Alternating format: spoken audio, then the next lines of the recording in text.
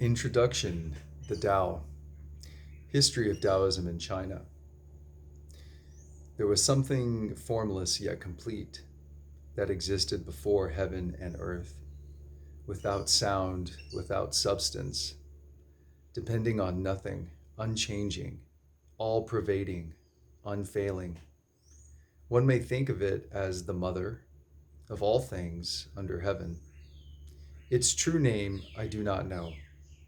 Tao is the nickname I give it. These mysterious words come from the beguiling 5,000 word poem on Tao called Tao Te Ching, written almost 2,500 years ago and traditionally attributed to Lao Tse, the old sage, or Lao Tzu. The incisive insights contained in the terse verse of this enchanting book form a living foundation of wisdom that has brought comfort, advice, and enlightenment to millions of people throughout the world. No other book on earth has been translated as widely and as frequently as Lao Tzu's Tao Te Ching, and no book except the Bible has been translated as often into English. As of 1955, there were 100 different translations in print throughout the world, 90 in Western languages, and 36 in English alone. The actual date and authorship of the Tao Te Ching remain quite approximately obscure. However, it has been established with historical certainty, based on consistency of language and metrical structure, that it was composed sometime between the 3rd and 5th centuries BC, and that it was the work of a single author. That a man named Lao Tzu existed is also fairly certain, for there are records of such a man, also known as Li Tan, Lao Tan, and Li Er, in charge of the imperial archives during that period. Disgusted by the political chaos and greed that marked his time, he retired from public life at an advanced age and rode off into the western mountains on the back of a buffalo. When he reached the final pass that marked the boundary of the empire, the passkeeper recognized the famous sage and pleaded with him to leave some sort of record of his teachings for posterity. Reluctantly, spontaneously, and with a willy sense of irony, Lao Tzu paused on his pilgrimage into oblivion and swiftly composed the Tao Te Ching in 5,000 characters, with the following disclaimer in the first two lines, quote, "The way that can be spoken is not the real way. The name that can be named is not the real name." Then, without uttering another word, he rode off into the mountains and was never heard from again. Dao means way, Te means power, and Qing means book in the sense of an historical classic. So the title translates fully as the classic book of the way and its power. This title was most likely added by later commentors, for Lao Tzu had no more use for titles and names than he did for fame and fortune. Lao Tzu did not invent Taoism. Like Confucius, who gained access to the precious imperial archives through his meetings with Lao Tzu, he simply claimed to recapitulate an ancient way of life that had prevailed in China 2,500 years before his own time, during the reign of the Yellow Emperor, Huang Ti, China's founding father. Both Lao Tzu and Confucius revered the Yellow Emperor as the progenitor of Chinese civilization and acknowledged him as the foremost practitioner of the way. The Yellow Emperor reigned over a loose confederation of Chinese tribes around 2700 BC. He is credited with having discovered the secret of immortality through the subtle blending of male and female essence during sexual intercourse and the transmutation of the resulting elixir into pure energy and spirit. He kept a harem of 1,200 women with whom he coupled frequently according to the tenets of the Tao of Yin and Yang, and at the age of 111, he is said to have achieved immortality and ascended to heaven on the back of a dragon. The Yellow Emperor learned of Tao, or rather, the Yellow Emperor learned the Tao of Yin and Yang through discourse with his three chief advisors on sexual matters: the plain girl, Su Nu, the mysterious girl, Swan Nu, and the rainbow girl, Tsai Nu. Significantly, all three were female. Their conversations are recorded in the classic of the plain girl, Su Nu Ching, a text that dates from the 2nd or 3rd century BC, but records information that was already current in China for over 2,000 years. It provides a gold mine of original material on ancient Taoist techniques in which sexual energy is skillfully utilized to bolster health and prolong life. This remarkably frank and factual book will be explored in detail in Chapter 6. In addition to sexual yoga, the Yellow Emperor was an avid student of herbal medicine, a field dominated entirely by Taoists in ancient China. His conversations with his chief medical advisor, Qi Po, are recorded in the Yellow Emperor's classic of internal medicine, Huangde Ne Qing, which also dates from the 3rd century BC. This book, which remains an indispensable text for students of traditional Chinese medicine, summarized all the medical knowledge handed down in China since the time of the Yellow Emperor and clearly defined the fundamental Taoist principles that lie at the root of Chinese medicinal arts. Like the plain girl, Qi Po frequently reminded the Yellow Emperor of the intimate relationship between health, sex, and longevity, a unique and salient point that distinguishes Chinese medical theory from all others. Huang Ti and Lao Tse were the only ancient sages to leave a record of Taoist thought prior to the era of intellectual ferment that followed Lao Tzu's disappearance. Therefore, Chinese historians often refer to Taoism as Huang Lao Tao, the way of the Yellow Emperor and the Old Sage. But the simple word Tao by itself suffices to conjure up in Chinese minds the entire edifice of natural philosophy that has guided Chinese civilization for 5,000 years. Western scholars often refer to Taoism as one of the world's major religions, but this is not entirely correct. To be sure, an organized church, complete with its own Taoist pope, did branch out from the mainstream of Taoist philosophy about 500 years after Lao Tzu, but this church has little to do with the original Tao. To paraphrase Lao Tzu, quote, "The way that can be organized is not the real way." Indeed, the very idea of an organized church, frocked clergy, and religious dogma runs completely contrary to Tao. Tao is a way of life, not a god or a religion. It literally means way or path, a trail on the journey through life which conforms to nature's own topography and timetables. Any path but Tao is, by definition, artifice. Western ways, which attempt to conquer rather than commune with the forces of nature, lead inevitably to schizophrenic splits between man and nature. Tao views man as a tiny, vulnerable creature within the grand scheme of things and suggests that our best hope for survival is to live in harmony with the great natural forces that formed us, as well as our environment.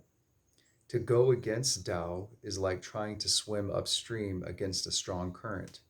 Sooner or later, you will exhaust your energy, grind to a halt, and be swept away by the cosmic currents of Tao. Taoists see the entire universe as suffused with Tao Te, the power of Tao. This primordial cosmic power has been called Tai Tzu, the great void, Tai Chi, the supreme ultimate source, and Tai Yi, the supreme mover. It comprises the very stuff of the cosmos, the immaterial material from which the entire universe emerged. Tao gave birth to the One. The One gave birth to two things, then to three things, then to 10,000. The One is the supreme ultimate source. When the quote Big Bang split Tai Chi to create the universe, yin and yang emerged as a positive and negative poles of a vast electromagnetic field, thereby setting in motion the ceaseless ebb and flow of forces and phenomena we call the universe.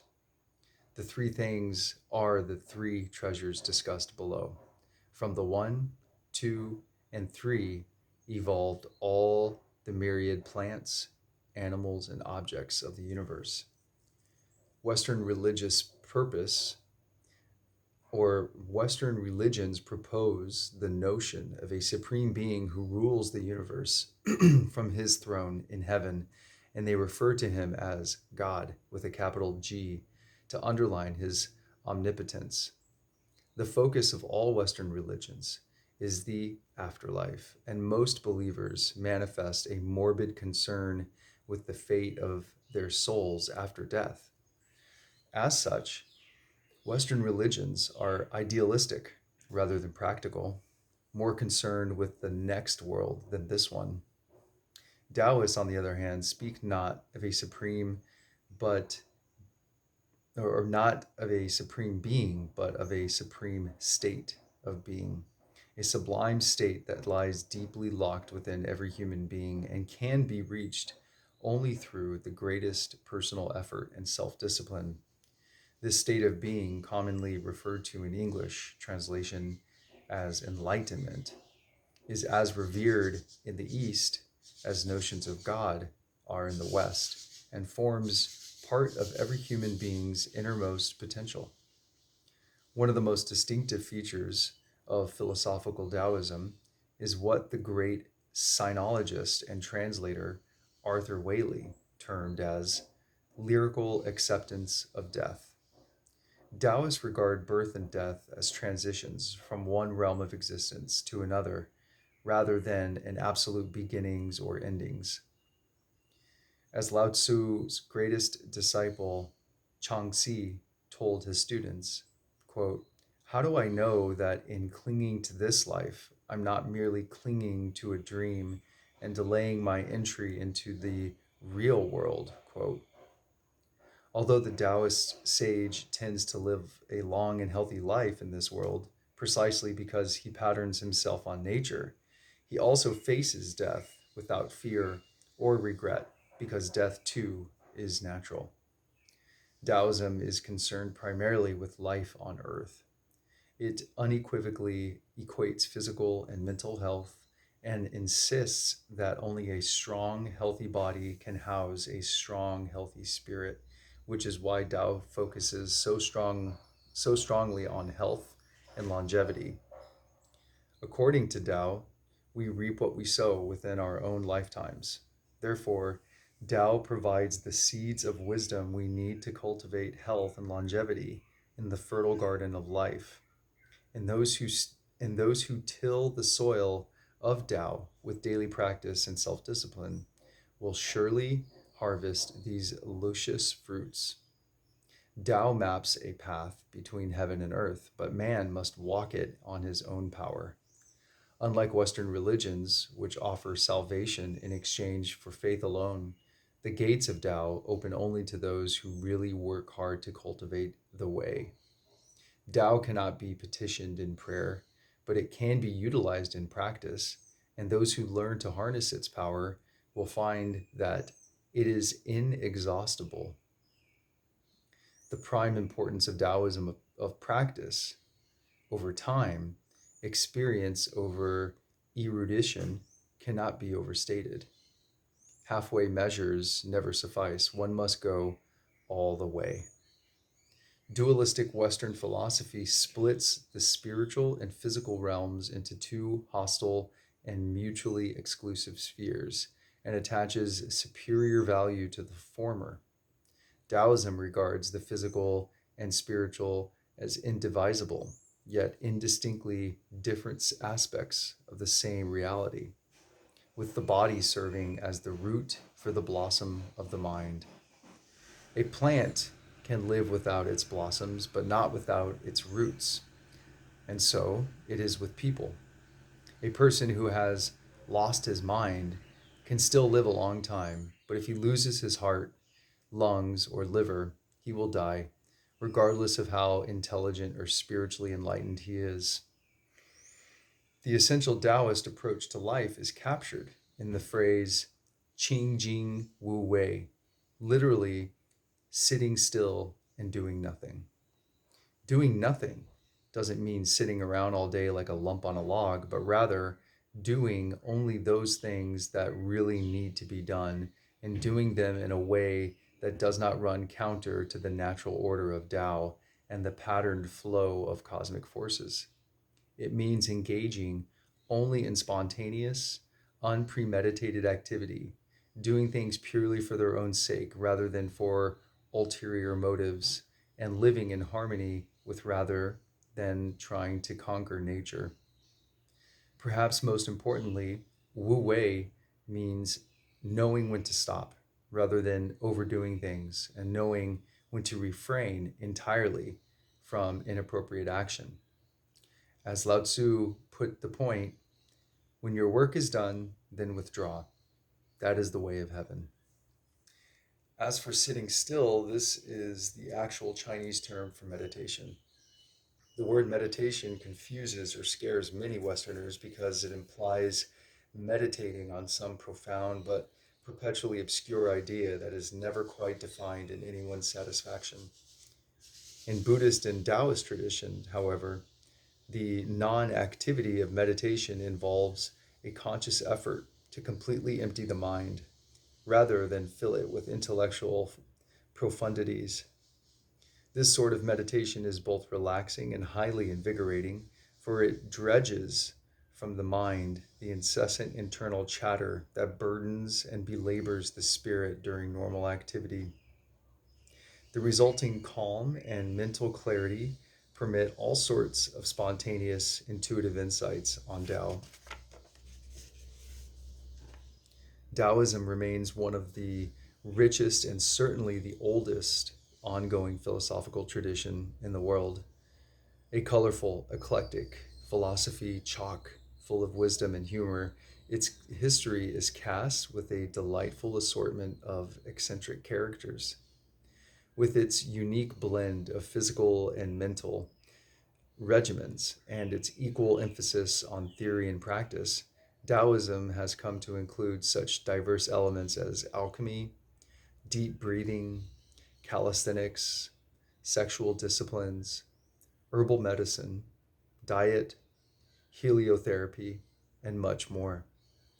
These various disciplines are discussed in great detail in the various Taoist texts handed down from master to disciple over the ages, and all will be covered in this book. Indeed, the Taoist Bible, a massive tome of, or called the Tao Tsang, the treasury of Tao, ranks among the world's lengthiest canons, comprising 1,100 volumes compiled over a period of 1,500 years, and it provides a treasure trove of esoteric information. Still, when all is said and done about Tao, it all boils back down to the entrancing verse of the Tao Te Ching, which, despite Lao Tzu's own disclaimer, packs a lot of Tao into a mere 5,000 words and covers a lot of territory in a few pages. That's because every line can be taken on 7 different levels or several different levels at once, and every point reflects the multifaceted Tao like a jewel reflects light. The Tao Te Ching transcends the relative human boundaries of history and culture, time and place. Therefore, before exploring the incredibly fertile garden which sprang from the potent seeds of Lao Tzu's words, let's devote a bit of time and space to a brief review of this remarkably rich little book.